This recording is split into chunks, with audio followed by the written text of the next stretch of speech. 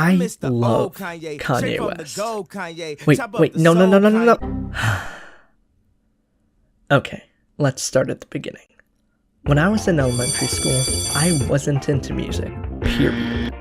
I used to hate it when my parents danced because that stuff was embarrassing. But I was into hero stories, like Chosen One stuff. Naruto, The Legend of Zelda, those types. And those stories were always accompanied by really grand orchestral music or mystical fantasy tunes, or, in the case of an anime, a lot of oriental-ish atmosphere. That's the technical term. Yeah. And like any other loudmouthed Naruto-loving 5th grader, I was gonna get bullied so hard when I got into middle school. Side note, if anyone watching this is still in middle school, don't get the wrong impression. I actually had a lot of fun in middle school. It was just juxtaposed to a lot of crying and worrying what other people thought of me. See, because I was still a sensitive kid, I still worried what other people thought of me a lot. So when the kids in the back of the bus played Lil Wayne, I put my head down and didn't say anything. And when the kids in the back of the bus started blasting Skrillex, I would pretend to like it. Except... That's pretty good. Okay, it didn't strike me like that immediately. It was the rubberneck disgust, the human centipede disgust. Who could listen to this garbage? It's like, oh wait, let me listen to it again, and again, and again. And just like that, I was into EDM. Yes, EDM, not dubstep, drumstep, D&B, trance, electro, or any other subgenre. Just the whole scene. And I was a snob.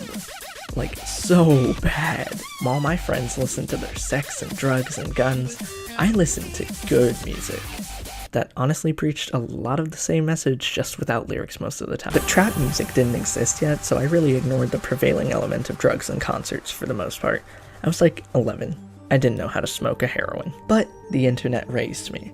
So I'm not gonna pretend I didn't see the sex, drugs, dubstep, t-shirt girl that literally every other thumbnail had to offer. But the internet had an even bigger surprise for me.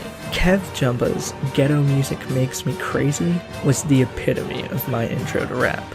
At first it introduced me to the same things that all my peers did, listen to shitty music and pretend they were cool while they did chores. But then, the final song came on.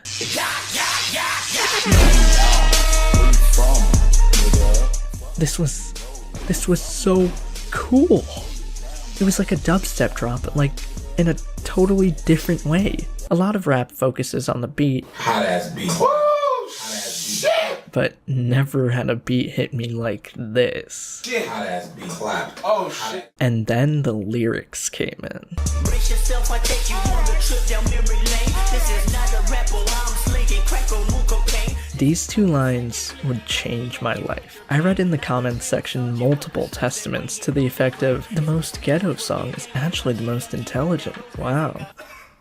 So I looked it up, and then I bought the whole album, and then I fell in love with rap music. So my dad asked me, How do you relate to this? How does pushing drugs and killing people, how do you identify with any of it? well, at first it was just the beats, Dad. But then I started getting enraptured in the story of Kendrick Lamar. A story of morals and conscience fighting against pressure coming from everyone around you. And how could I not relate to that? I was a kid getting bullied by the kids I hung out with because I was different. And rap music was always about being different. It was always about being the chosen one. You know, the one from the stories I would love. And I began to empathize with kids growing up in cities much different from mine. Cities with cultures coming from different continents. But we were all just minority immigrant-borns who weren't sure if we were gonna amount to anything. So, tell me, Dad, is it so bad to relate to a black person?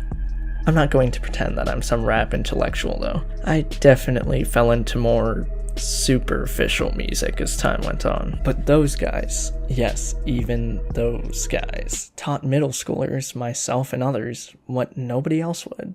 How to be proud of ourselves. Let's focus on Kanye, because if Kanye isn't proud, he isn't Kanye. Confidence is key. If perception shapes reality, that is, if what other people think of you matters even a little, then you have to learn to control your image.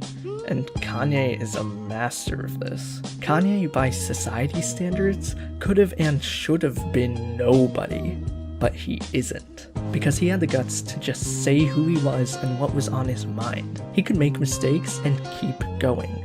Nobody taught that in my own life the same way that rap music did. I'm not gonna pretend there weren't any problems. Misogyny? Check. Using racial slurs that didn't belong to me? Check. Generally thinking of yourself as higher than others? Check. But it was a start. Music gave me a foundation to build upon, and I genuinely believe that it has the power to shape the world. Rap music showed me that you don't have to be perfect to be important or likable. It gave me confidence when I had none, and for that, I will always be a rap head. Peace.